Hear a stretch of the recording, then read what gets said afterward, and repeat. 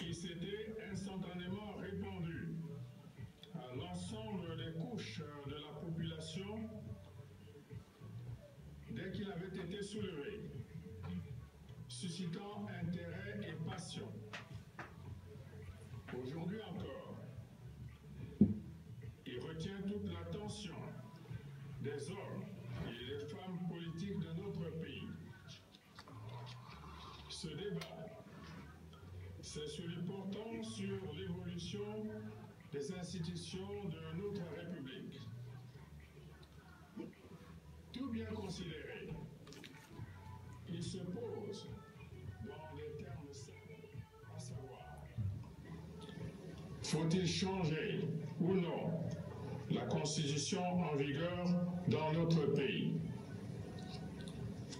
Interpellé maintes fois par vous, mes chers compatriotes, j'ai appelé à des consultations républicaines des dirigeants, délégués des partis politiques, des associations de la société civile et des autres forces vives de la nation qui ont répondu nombreux à mon invitation, m'ont partagé leurs convictions sur la question.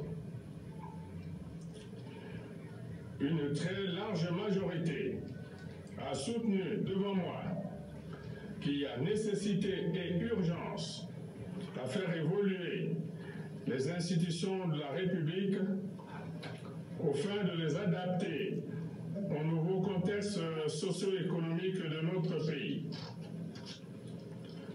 Selon les défenseurs de cette opinion, la poursuite harmonieuse du développement du Congo en dépend. D'autres dirigeants, peu nombreux, m'avaient dit leur opposition à l'idée de faire évoluer en profondeur les institutions de la République. Cependant, ils n'écartaient pas la possibilité de procéder à quelques aménagements de celle-ci en tant que de besoin. Le débat engagé étant celui des Congolais. Entre eux, il était de mon devoir de créer les conditions pour qu'ils se parlent directement. Cela fut fait avec la convocation du dialogue national à Sibiti du 13 au 17 juillet de cette année.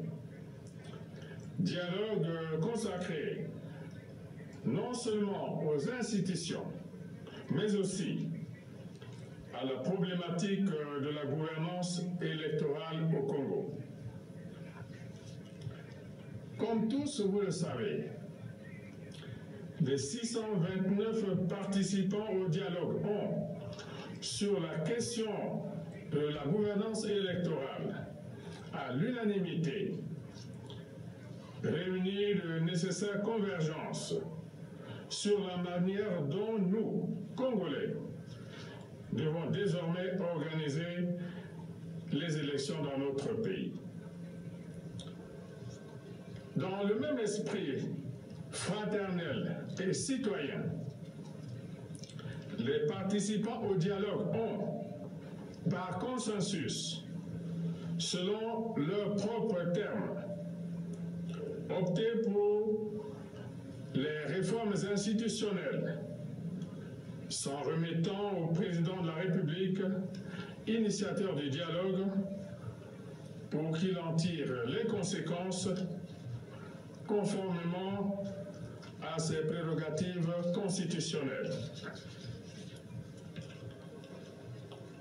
En observant l'évolution de la société congolaise depuis plus de 50 ans, j'ai retenu que les Congolais ne veulent pas que l'on décide à leur place. Ils ne veulent pas qu'on leur impose un idéal. Ils ne veulent pas non plus qu'on restreigne ou qu'on les prive de leur liberté. Ils veulent être entendus sur les choix qui engagent leur avenir. Ils veulent être libres de dire oui ou non s'il y a un choix à faire les concernant. Ils veulent tous être respectés parce qu'ils sont congolais et fiers de l'être. Conscient de tout cela et dans la perspective d'apporter la réponse à la sollicitation des participants au dialogue national de Sibiti, j'ai interrogé la Cour suprême en sa qualité de conseil du gouvernement et requis l'avis de la Cour constitutionnelle sur la possibilité d'organiser un référendum sur l'évolution des institutions de la République. Ces deux hautes juridictions m'ont répondu positivement. Mes chers compatriotes, en me fondant sur le premier alinéa de l'article 3 de la Constitution, qui stipule que la souveraineté nationale appartient au peuple, qu'il exerce au moyen du suffrage universel par ses représentants élus ou par voie de référendum, et sur le troisième alinéa de l'article 110 de la Constitution, qui attribue l'initiative des référendums au président de la République, concurremment avec le Parlement, j'ai décidé de donner la parole directement au peuple, afin qu'il se prononce sur le projet de loi énonçant les principes fondamentaux de la République, définissant les droits et devoirs des citoyens et fixant les nouvelles formes d'organisation et les nouvelles règles de fonctionnement de l'État.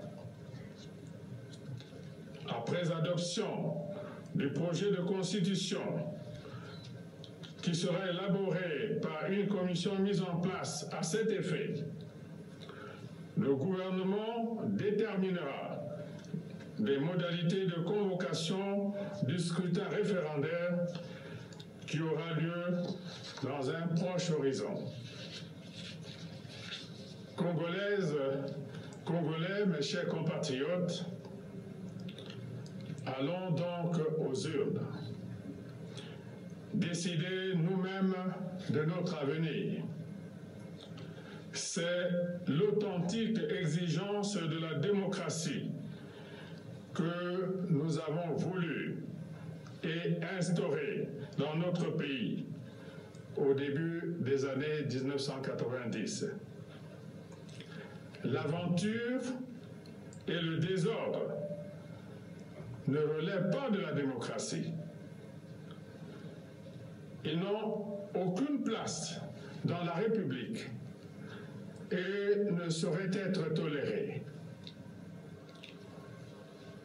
Que tous les hommes et toutes les femmes politiques retiennent, comme moi, que les Congolais n'ont pas besoin de violence. Ils n'ont pas besoin d'être instrumentalisés. Ils n'ont pas besoin de voir certains d'entre eux s'opposer à d'autres dans des combats fratricides. Ils n'ont pas besoin de revivre des tristes et douloureux événements des années 1990.